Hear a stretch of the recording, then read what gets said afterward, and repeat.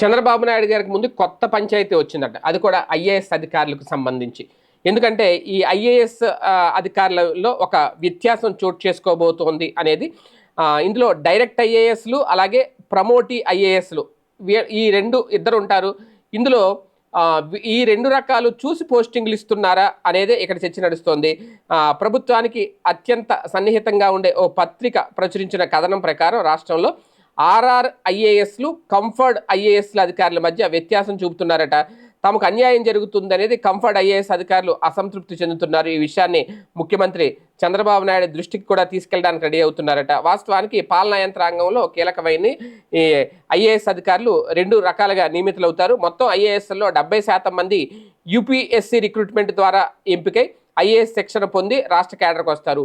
మిగిలిన 30% మంది అధికారులు రాష్ట్రంలో పనిచేసే సీనియర్ గ్రూప్ 1 అధికారులు.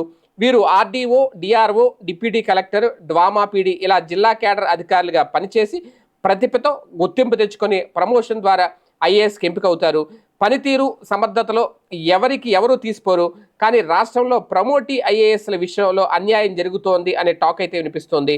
ముఖ్యమంత్రి కార్యాలయంతో సహా కీలక నిర్ణయాలన్నీ డైరెక్ట్ ఐఏఎస్లతో నిండిపోయినట్టు చెప్తున్నారు.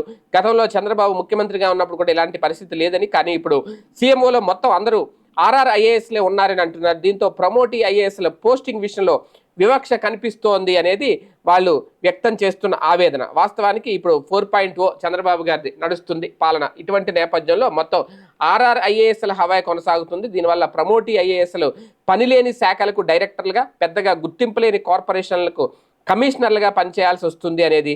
రాష్ట్రంలో మొత్తం 400 మంది ఐఏఎస్లు ఉన్నారు. కూటమి ప్రభుత్వం వచ్చే వరకు అందరికీ ఒకే విధమైన ప్రాధాన్యం దక్కేదని, తమ క్యాడర్లో ఎవరికి సీఎంఓలో పనిచేసే అవకాశం లేకపోవడం మీద ప్రమోటీ ఐఏఎస్లు ఆవేదన వ్యక్తం చేస్తున్నారు అనేది. అదేవిధంగా 26 జిల్లాలు ఉండగా 17 జిల్లాలకు డైరెక్ట్ ఐఏఎస్లు కలెక్టర్లుగా వ్యవహరిస్తున్నారు. కేవలం 9 జిల్లాలకు మాత్రమే ప్రమోటీ ఐఏఎస్ని కలెక్టర్లుగా నియమించారు అనేది కూడా. వాస్తవానికి ఇది సాధారణ ప్రజలకు పెద్దగా తెలియదు. ఇటువంటి వాటి మీద పెద్దగా దృష్టి పెట్టరు. ఎందుకంటే ఇది ఉన్నతాధికారులకు సంబంధించిన వ్యవహారం. ఐఏఎస్ క్యాడర్ అంటే చిన్న క్యాడర్ కాదు. కాకపోతే వాళ్ళల్లో కూడా గుర్తింపు లేని సమస్య, వాళ్ళల్లో కూడా ఇటువంటి వివక్ష ఉంది అనే అంశం ఇప్పుడు వెలుగులోకి వస్తుంది. ఇది మరి బాబు గారి దృష్టికి తీసుకెళ్ళబోతున్నారట. మరి బాబు గారు దీని మీద ఎలాంటి నిర్ణయం తీసుకుంటారనే చూడాలి.